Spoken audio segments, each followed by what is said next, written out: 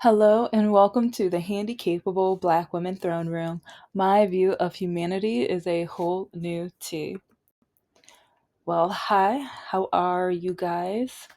Whew, let's just say ever since the orange guy came into office. Whew, whew.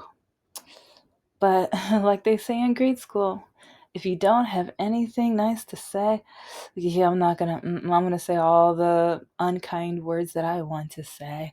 I'm gonna, keep my good girl Christian hat on when it's like, yeah, I don't really swear much. It takes a lot for me to do that. And normally, it's like I like to, like, one thing that really annoys people that swear a lot when you can be witty enough, have the type of dry humor, which my students hated. But it's like when I can outwit them, and if I can say something with not one bad word, but then turn it around to a point where it's an insult, but then you have to think about it. Oh my gosh, that is gold. That is gold. But before I get really big, deep into my content, I just have to say, if you're voting for somebody so that you can watch other people be harmed and hurt and pain, and or religiously you think that, oh, it's gonna hurt me for a little bit, but as long as it hurts the other people more, or I don't like, it's a long list of things, but I know a lot of MAGA Republicans. It's like in different discussions on different social feeds, I keep seeing them like say how happy they are. And they're like, "Oh, liberal tears. Oh, you're in pain. Oh, this is going to hurt you." And it's just like you're just proving like, yes, some people are damaging Teslas. I'm not saying it's right. But then part of me feels like once the orange guy went down those escalators, the bullies came out of the swamp, one after another. And then some that were already bullies and they were testing out the field, their field grew like like to the square root it grew. And on social media, like some of the so-called leaders when it comes to the owners of social media, in a way they tried to help, but they only tried to help so that they can get people to stay on their social media feeds so that they can give them more commercials, more advertisements so that they can get more money. But then once the bullies had more permission, once the orange guy had more power, they switched it. So now we can get harassed even more. We can have mental trauma, even like, yeah, it's just crazy. But a lot of these people voted just to taste liberal tears, just to watch people have pain, just to watch people struggle. And one thing that I noticed like last week when JFK bragged that he is going to like allow the states to not allow people who are on food stamps to not be able to get soda, and I think it's going to be chips and certain snacks as well. And people are like, yeah, they don't deserve it. It's only supposed to be, it should only be for water. That's the only beverage you should be able to get with it. Yeah, make sure like you add energy drinks. And I think energy drinks is already on there, or I think specific type of energy drinks. But part of me just wonders, it's like, okay, they like some of them kept saying fraud this and people faking this and everything like that. And it's just like, what about the veterans who either got injured or they're just not able to work anymore, but they serve this country? That's a job. That's a job in itself. And if they're on hard times, it's like they should be able to get a bubbly when they want to get a, like, I mean, soda too. I don't mean, okay. It's like if they want to get a soda, if they want to go get some like chips or whatever, they should be able to get it. And then people like myself with disabilities, especially like born with a disability, or it came after what like accident, whatever. It's like some of the, like some of them can't work at all for mental or physical reasons. They can't work at all, and but then they want to be independent.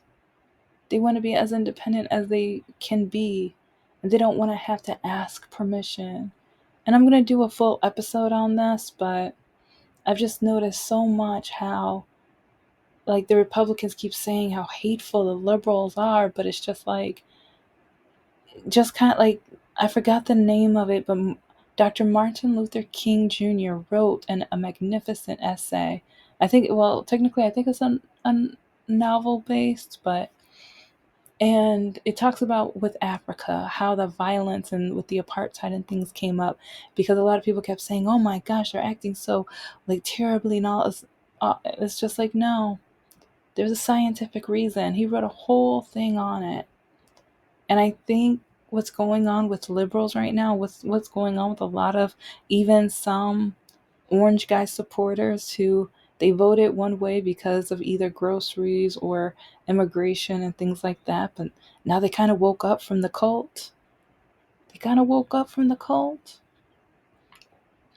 Now they're angry because they thought they were being heard, but they weren't being heard. So now they are screaming. Now they are angry. Now they're upset. Some of them feel betrayed. And my one example, just give me like 1 or 2 more minutes, and then I'm going to get right into the subject. But Miss McCain, John McCain's daughter, oh, it's like she had the nerve to say, she's like, "This is the first time I cried at the State of the Union." Girl, be quiet. Yeah, I don't care for her at all. At all. But, she was crying about this young 13-year-old getting the like a medal and everything. And it's like one thing like the Republicans were like promoting, especially with this young teenage boy, is to go around the US and be recruited into different police units. And but part of me is just like, you know what? That's his make a wish. Make his dreams come true. Make it come true. I am so happy. But then at the same time, because while they're doing that action, the Republicans are like, look what he's doing. He's so amazing. He's so nice. But now look at what he's doing. And over the last few years, which side were the ones that were promoting and bringing the, like, a lot of the research? I won't say all, but I'll say a lot. Because, yeah, John McCain did help out, especially with the brain cancer research.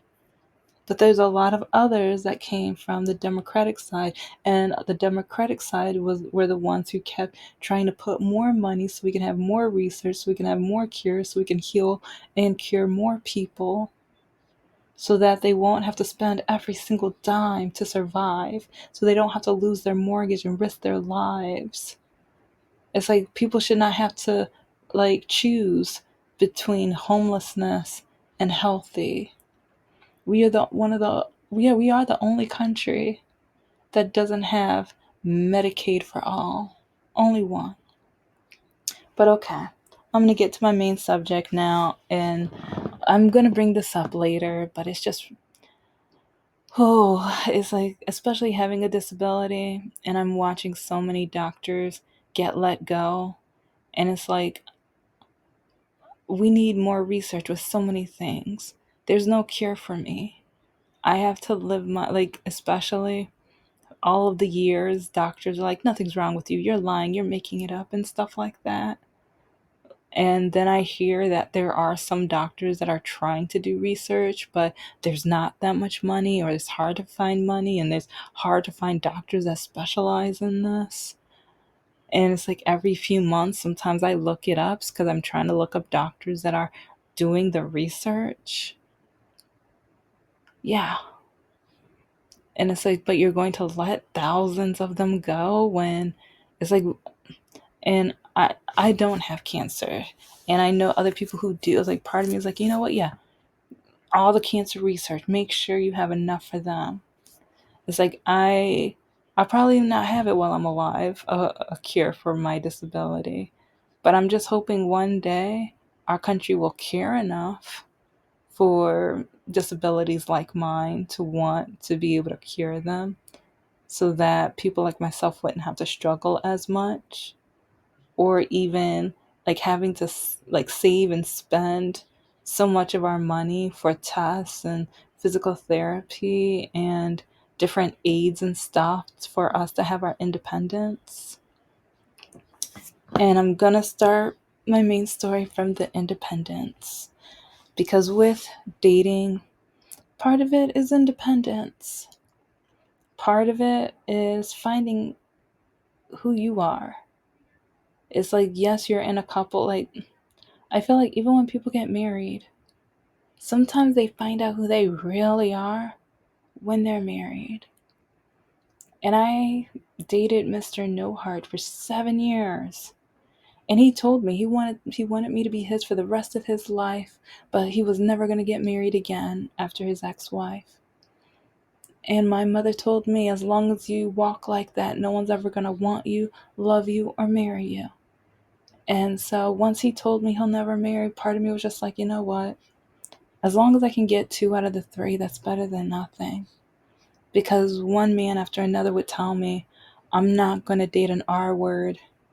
Oh, I would be so embarrassed to walk around with you. It's like, you need to go to the doctors and get fixed. There's no cure for that. I can't believe there's no cure. Are you telling me not one doctor knows how to fix you? Over and over. Like, it was to the point where even after my surgery, after I got diagnosed and I tried to get back into the dating pool, I was so emotional. I hated myself. Even like, it's like, and I've gone through a lot of the dips of, I need to, I'm getting to know myself, I hate myself. Getting to know myself, I hate myself. Because, like, as a young kid, I didn't know why I walked like this, but everyone was telling me I was a liar. And it was to the point where I'm like, am I lying? I don't know. But it's like, how do I change it? I don't want to walk like this anymore. And then getting older, it was getting worse. Getting jobs, it was getting worse. Jobs didn't want me. They basically dismissed me, or they hired me. But then when I got there, then they're like, oh, we changed our mind, or oh, we don't have an elevator. And it's like, some of you guys have heard so many of the things. So I'll just say, if you haven't, I literally have over 310 episodes. Catch up. I tell so many stories. I go into dating, politics, as you can tell, and just so many other things. So, bon appetit. And oh, if you're part of the Gray Sheep Society, hello, welcome. And I'm going to be working on some special items for you guys. Like, I already have some pins designed. So, like, once I'm able to get the website, fine, like, yeah, remember, novel, website, greeting cards. I'm busy. But, like, with even my disability, with all of these projects that I've mentioned, it was hard to date, because I had one boyfriend for about a month and a half, and when I published my second or third book, my children's books, he broke up with me because he told me he would never be able to measure up to me. And so now I'm going to take a U-turn back to Mr. No Heart. Yeah.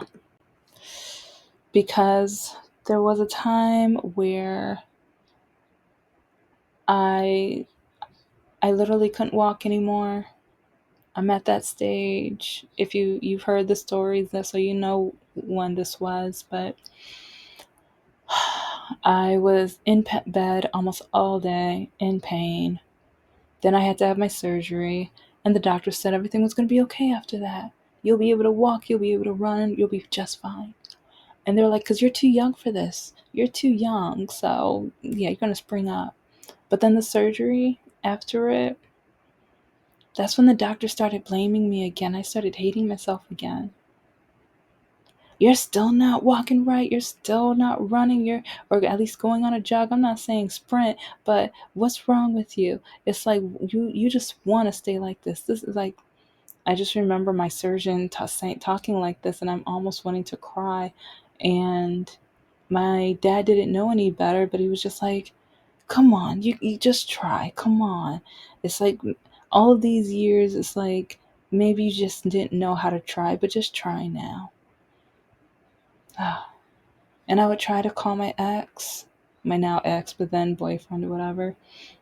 And throughout well, if you've been listening again, throughout the 7 years dating him, I called him almost every single day. Almost every single day. When he got off work, I would call him this, how was your day? How are you?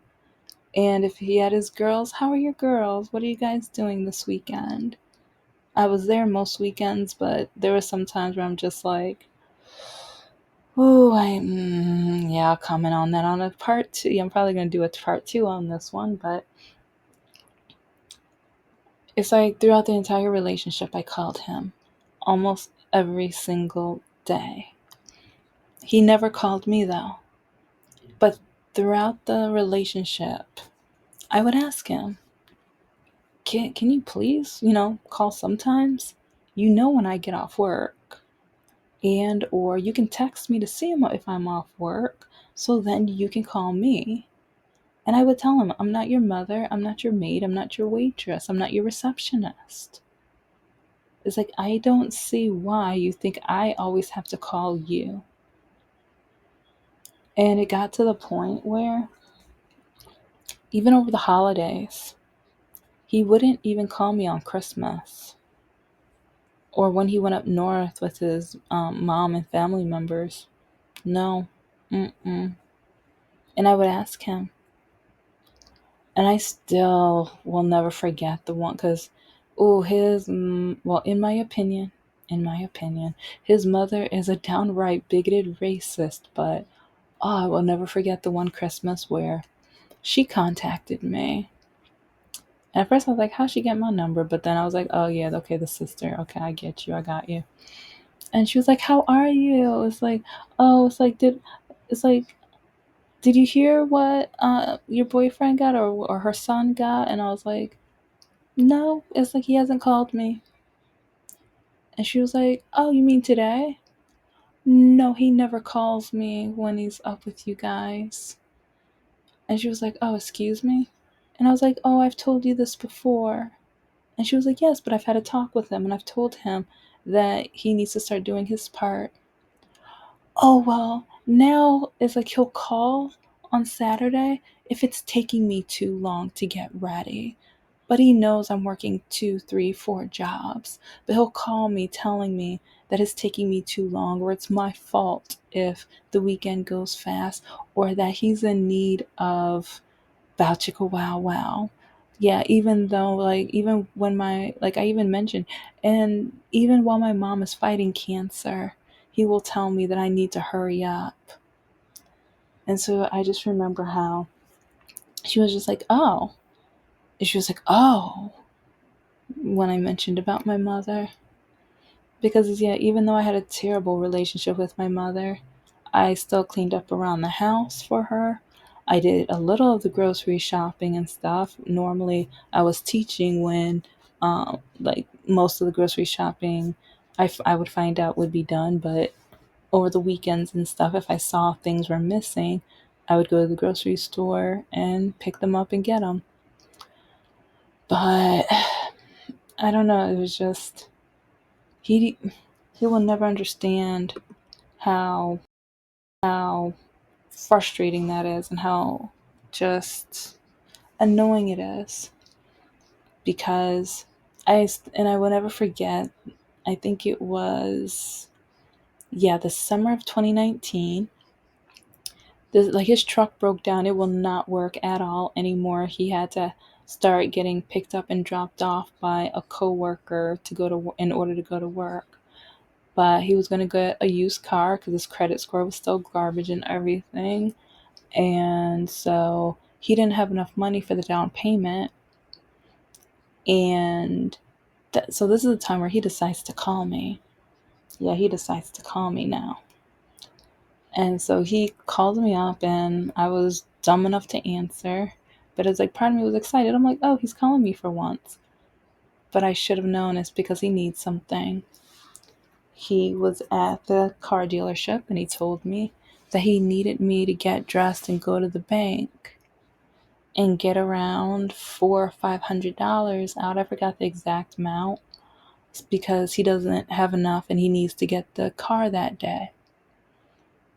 And I'm just like, when? It's like, can we do this tomorrow? Because you're literally telling me to drop whatever I'm doing and get in my car, go to the bank, get that, like, and then you don't even ask if I have the money. You just say that you need it.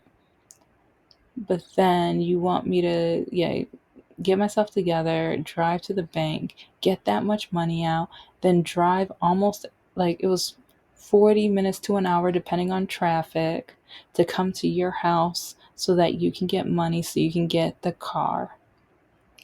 But you don't call me. Or the one time I did, or well, I called almost every day, but whenever I was in an emergency, listen to the oil change episode. Listen to the oil change episode. Because when he broke my vehicle, I had to pay or take it to a mechanic place, and I had to pay with my own money to get it fixed, even though he broke it. He never paid a dime, never, nothing. But then they put the wrong coolant in it, so then it overheated down. Oh, it's a long story, but when I pulled over on the expressway to call him because it was overheating and I needed his help, he told me, call your father, and he hung up on me. So when he has car trouble, he wants me to jump. He wants me to go and help him and give him money, like just at a snap of a finger.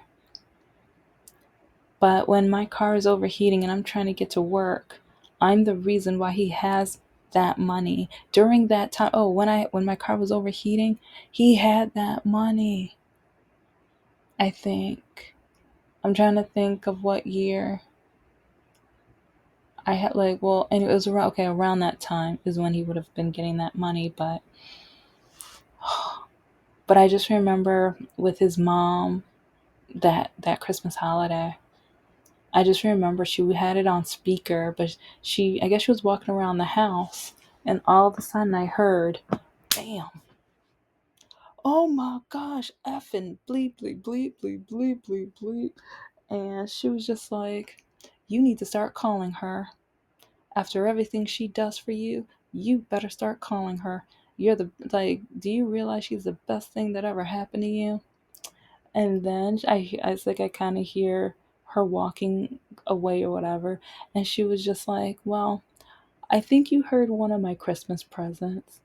And I was like, oh, dang. Okay. Yeah. It's like you might have told me the only reason I got into college is because I'm black. But I mean, I guess you have enough common sense to understand that I'm a good woman to your son. At least she had common sense to know I was an amazing woman to her son. But after my surgery, after the doctors kept blaming me, I'm so emotional. I'm teary eyed. I call him. And I remember 3 days in a row, I tried calling him. 3 days in a row, I tried calling him. And he acted like he didn't even care. And it's like one of the times he was like, oh, let me go into this corner store. It's like I need to pick up some puffs and whatever. And I was just like, are you serious? I was telling him, I think it was my second or third physical therapy session, and oh my gosh, it hurt so badly. And also, like, I think the stitches, yeah, I think it was something with the stitches or something like that. But he was acting like he didn't care the entire time. And in my head, I'm just like, are you serious? And so that happened 3 days in a row. And I was going to do an episode for March because I remember the first day of March was right after the 3 days in a row, because it was the end of February that I was calling every day still. And I would even tell him, it's like, can you please call me? And oh, the day of my surgery, I asked, like days before, weeks before, when I first found out the date for my surgery, I asked him, can you call me? Later in the day after my surgery, can you call me? He refused. He refused. This is the same man who refused to go to my mother's funeral because she died. He never met my mother. I had begged him to meet my mother. But yeah, you heard those episodes. But oh, did I? Well, I mentioned it. I didn't do the full story yet, but I'll get there. But if you guys remember, I was in tears when he told me no. With the hospital and the surgery, he told me no. And 3 days in a row, refused to even put any care or thought. And part of me was just like, okay, your ex-wife cheated on you 1 year into your marriage. So then you refuse to even think about marriage with me. I'm with you for 7 years. I have helped you, loaned you money, and did anything and everything I could to make sure your daughters never say that you are a deadbeat dad. But then whenever I need you, you treat me like garbage. Absolute garbage. Absolute. Because how much does it take just to pick up a phone and call somebody? Even if it was for only 5 to 10 minutes, at least it's something. At least it's an attempt. At least it's an attempt. But he wasn't able to do that much. Not even that much. For 7 years I called. And even some of the phone calls, he would tell me what his daughters need. Or he would tell me that a bill he was not able to pay. Or that he doesn't have enough food to feed his daughters or himself. So many times. So many times. And so March 1st, I realized I need to stop calling him. And it's a two-parter too, because it's a two-parter process. I decided not to call him at all in March, because I was going to wait for him to call me. I decided, let's see what happens when I quit being your receptionist. When I quit always being your emotional source. When I just forbid from you using me and forcing me to be, it's like I almost felt like I was his pet, because he wanted me just to, it's like, and sometimes it was like red pillish. And I would do a whole different series, yeah, that's different, because I didn't realize it until near the end, when I started watching divorce court episodes and other relationship types of shows. I'm like, he did this, he did that. And so I started looking up red pill on YouTube, and everything just started matching up too much. But thank you so much for listening to the Handicapable Black Woman Throne Room. My view of humanity is a whole new tea. And just know, I am a woman, I am of color, and I am handicapable. But most importantly, I am human, and you're human too. Yeah, let's just say it's a two-parter series. Talk to you later. Bye.